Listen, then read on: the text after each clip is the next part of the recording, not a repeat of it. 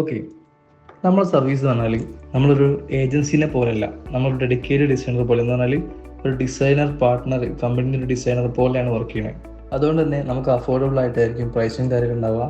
Maximum ക്വാളിറ്റിയിൽ തന്നെ ഡിസൈനൊക്കെ പ്രൊവൈഡ് ചെയ്യാൻ നമ്മൾ നോക്കും. ഇനി നമ്മൾ എപ്പോഴത്തെ നീഡിലേക്ക് വന്നാൽ സോഷ്യൽ മീഡിയയിൽ എങ്ങനെയൊക്കെയാണെന്നുള്ളത് നമുക്ക് സർവീസ് സെക്ഷനിലൊന്ന് നോക്കാം.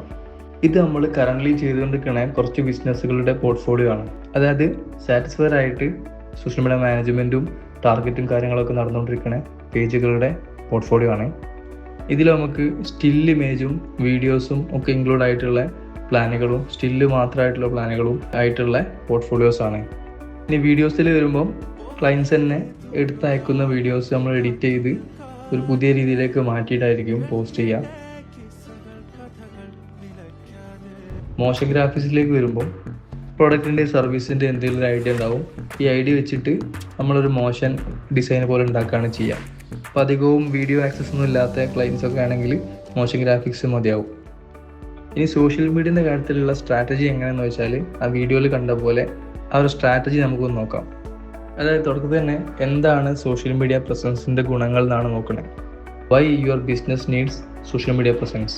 ഒന്നാമത്തെ കാര്യം മോർ വിസിബിലിറ്റി ആണ്. എന്ന് പറഞ്ഞാൽ നമ്മൾ ഓഡിയൻസ് മൊത്തം സോഷ്യൽ മീഡിയയിലും ഓൺലൈനും ആണുള്ളത്. ഇൻസ്റ്റഗ്രാം, ഫേസ്ബുക്ക്, വാട്സപ്പ് തുടങ്ങിയ കാര്യങ്ങൾ. ഇതിൽ നമ്മളൊരു ബഡ്ജറ്റ് ഫ്രണ്ട്ലി ആയിട്ടുള്ള രീതിക്കാണ് സോഷ്യൽ മീഡിയ പ്രസൻസ് നോക്കണമെങ്കിൽ ഏറ്റവും ബെറ്റർ ആയിട്ടുള്ള ഒരു പ്ലാറ്റ്ഫോം എന്ന് പറഞ്ഞാൽ മെറ്റയാണ്. മെറ്റ എന്ന് പറഞ്ഞാൽ ഫേസ്ബുക്ക്, ഇൻസ്റ്റഗ്രാം, വാട്സപ്പ് ഇൻക്ലൂഡ് ആയിട്ടുള്ള ഒരു മെയിൻ പ്ലാറ്റ്ഫോമാണ്. ഇനി രണ്ടാമത്തെ പോയിന്റ് പറഞ്ഞാൽ കൂടുതൽ വിസിബിൾ ആകുമ്പോൾ നമുക്ക് ട്രസ്റ്റ് ബിൽഡ് ആവും. അതായത് നമ്മളെ പ്രൊഡക്റ്റ് സർവീസ് ആവശ്യമുള്ള ഓഡിയൻസ് നമ്മൾ ഫ്രീക്വൻ്റ് ആയിട്ട് കാണാൻ തുടങ്ങുമ്പോൾ തന്നെ അവിടെ ഒരു ട്രസ്റ്റ് ബിൽഡ് ചെയ്യുന്നതാണ്. ഇനി മൂന്നാമത്തെ കാര്യം റീച്ച് ന്യൂ കസ്റ്റമേഴ്സ് എന്നാണ്. ഈ ട്രസ്റ്റ് ബിൽഡ് ചെയ്യുന്നത് കൂടെ മെല്ലെ മെല്ലെ നമ്മളെ ഓഡിയൻസിലേക്ക് ഈ ഒരു റീച്ചും പുതിയ കസ്റ്റമറിലേക്ക് എത്തിക്കൊണ്ടിരിക്കും. കാരണം ട്രസ്റ്റ് വന്ന ക്ലയൻസ് ലൈക്ക് അടിക്കും, കമൻറ്റ് ചെയ്യുകയൊക്കെ ചെയ്യാൻ തുടങ്ങുമ്പോൾ തന്നെ ആ ഒരു നെറ്റ്വർക്കിൽ പുതിയ കസ്റ്റമേഴ്സിലേക്ക് നമ്മൾ മെല്ലെ റീച്ച് ആവും. ഇനി ഇതിൽ നാലാമത്തെ സ്റ്റേജ് എന്ന് പറഞ്ഞാൽ ഗ്രോ യുവർ സെയിൽസ് എന്നാണ്.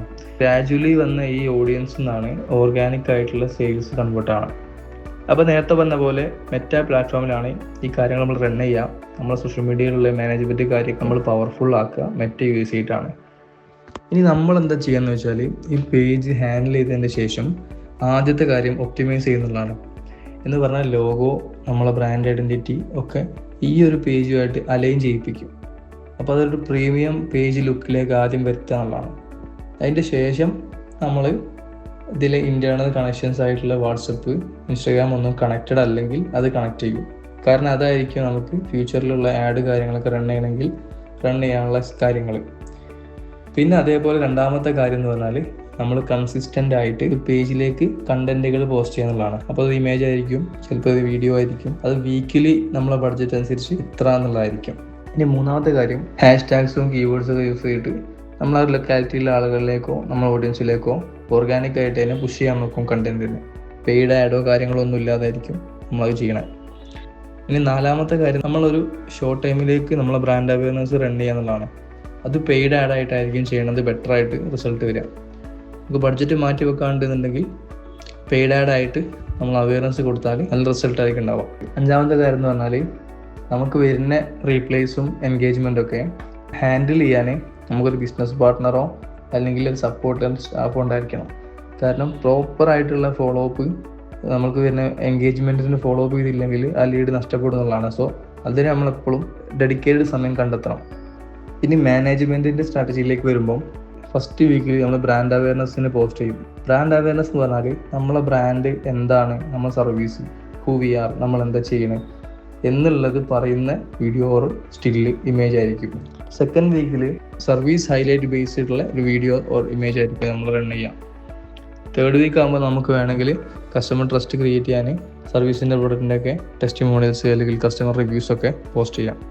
നാലാമത്തെ വീക്കിലാണ് നമ്മളത് എൻഗേജ് ചെയ്യാനുള്ള നമ്മളിലേക്ക് ലീഡ് അല്ലെങ്കിൽ വാട്സപ്പ് ത്രൂ മെസ്സേജൊക്കെ വരാനുള്ള ആഡ് റൺ ചെയ്യണമെങ്കിൽ റൺ ചെയ്യൽ.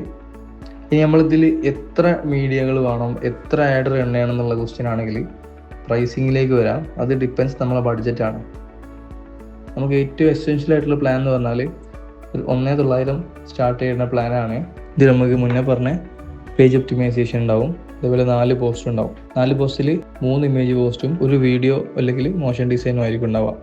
വീഡിയോൻ്റെ അസറ്റ് ക്ലയൻറ്റ് അയച്ചു തരും. അത് നമ്മൾ എഡിറ്റ് ചെയ്ത് പോസ്റ്റ് ചെയ്യാണ് ചെയ്യുക. വീഡിയോ എന്തെങ്കിലും എടുക്കുന്നതിൻ്റെ പ്രശ്നങ്ങളുണ്ടെങ്കിൽ ഗൈഡ് ചെയ്യും. പിന്നെ വരുന്നത് മാനേജ്മെൻറ്റും ഓൺ ടൈം പോസ്റ്റിങ്ങുമാണ്. അതേപോലെ സ്പെഷ്യൽ ഡേ പോസ്റ്റ് വരുന്നുണ്ട് എന്ന് പറഞ്ഞാൽ നമ്മൾ എടുക്കുന്ന പ്ലാനിൽ ഒരു പോസ്റ്റ് ഇപ്പോൾ സ്പെഷ്യൽ ഡേ വരുന്ന മന്ത് ആണെങ്കിൽ അതിൽ ഇൻക്ലൂഡ് ആയിരിക്കും. അപ്പോൾ ഒരു ഈദ് അല്ലെങ്കിൽ ഒരു ഓണം, ക്രിസ്മസ് ഒക്കെ ആണെങ്കിൽ അത് ആ ഒരു മന്തിലുള്ള പോസ്റ്റിൽ ഇൻക്ലൂഡ് ആയിരിക്കും. പ്ലാറ്റ്ഫോംസ് വരുന്നത് മെറ്റ ആയതുകൊണ്ട് ഫേസ്ബുക്ക്, ഇൻസ്റ്റാഗ്രാം, വാട്സപ്പ് എന്ന് പറഞ്ഞ ഇതിലേക്കുള്ള റേഷ്യോ അനുസരിച്ചുള്ള ഇമേജോ അസറ്റ്സോ ആയിരിക്കും നമ്മൾ ഡിസൈൻ ചെയ്യുക. അതിൽ മൂന്നിലും അത് കവർ ആവും. ഇനി രണ്ടാമത്തെ പ്ലാൻ, സ്റ്റാൻഡേർഡ് പ്ലാനിൽ വരുന്നത് എല്ലാ ഐഡിയാസും സെയിം തന്നെയാണ്. പക്ഷേ മീഡിയയിൽ നമുക്ക് 8 പോസ്റ്റ് ടോട്ടൽ വരും. അതിൽ 4 പോസ്റ്റ് ഇമേജും 4 പോസ്റ്റ് വീഡിയോസുമാണ് വരിക. 3400 പ്ലാൻ വരുന്നത്. ലാസ്റ്റായിട്ട് വരുന്നത് പ്രീമിയം പ്ലാനാണ്. ഇതിലും ഒപ്റ്റിമൈസേഷനും കാര്യങ്ങളൊക്കെ ഇൻക്ലൂഡ് ആണ്. ഇതിൽ നമുക്ക് അഡീഷണൽ വരുന്നത് 12 പോസ്റ്റ് വരും. അതിൽ 8 പോസ്റ്റ് സ്റ്റില്ലും എന്ന് വെച്ചാൽ ഇമേജ് പോസ്റ്റും, ബാക്കിയുള്ള 4 വീഡിയോസും ആയിരിക്കും. ഇനി നമുക്ക് പെയ്ഡ് പ്രൊമോഷനിലേക്ക് വരുമ്പോൾ ഇതിൽ നിന്ന് അഡീഷണൽ ആയിട്ട് ഡിപ്പെൻസ് നമ്മളെ ബഡ്ജറ്റ് അനുസരിച്ചുള്ള ഒരു എമൗണ്ടിൽ നമ്മൾ പെയ്ഡ് പ്രൊമോഷൻ കൊടുക്കുകയാണ് ചെയ്യുക. അപ്പോൾ ഈ പറഞ്ഞ മുകളിലുള്ള പ്ലാൻസിൽ ഒരു പ്ലാൻ ചൂസ് ചെയ്യുക. അഡീഷണൽ നമുക്ക് എത്രയാണോ ആഡ് അക്കൗണ്ടിന് സ്പെൻഡ് ചെയ്യാനുള്ള ബഡ്ജറ്റ് ഉള്ളത് അതനുസരിച്ച് ഓരോ മന്ത്ലി സ്പെൻഡ് ചെയ്യാം. നമ്മൾ ഒരു ഏകദേശം റേഞ്ച് എന്ന് പറഞ്ഞാൽ ഒരു 1000 to 3000 റേഞ്ച് കൊടുക്കുകയാണെങ്കിൽ തന്നെ നമുക്ക് കുഴപ്പമില്ലാതെ ഒരു റീച്ചും കാര്യങ്ങളും അവയർനെസ്സിൻ്റെ കാര്യത്തിലാണെങ്കിലും ലീഡിൻ്റെ കാര്യത്തിലാണെങ്കിലും ഉണ്ട്. നമ്മൾ കറണ്ട് കസ്റ്റമേഴ്സിനൊക്കെ നോക്കുകയാണെങ്കിലും ഈ പ്രൈസ് റേഞ്ചിലാണെങ്കിൽ തന്നെയും അവർക്ക് നല്ല റിട്ടൻഷൻസും കാര്യങ്ങളും ഉണ്ട്. ഇനി അധികം സ്പെൻഡ് ചെയ്യാന്നുള്ള ആഡ് അക്കൗണ്ട് ത്രൂ സ്പെൻഡ് ചെയ്യണമെങ്കിൽ നമുക്ക് അധികം സ്പെൻഡ് ചെയ്യാം, അതിനനുസരിച്ചുള്ള ലീഡ് ഉണ്ടാവുന്നതാണ്.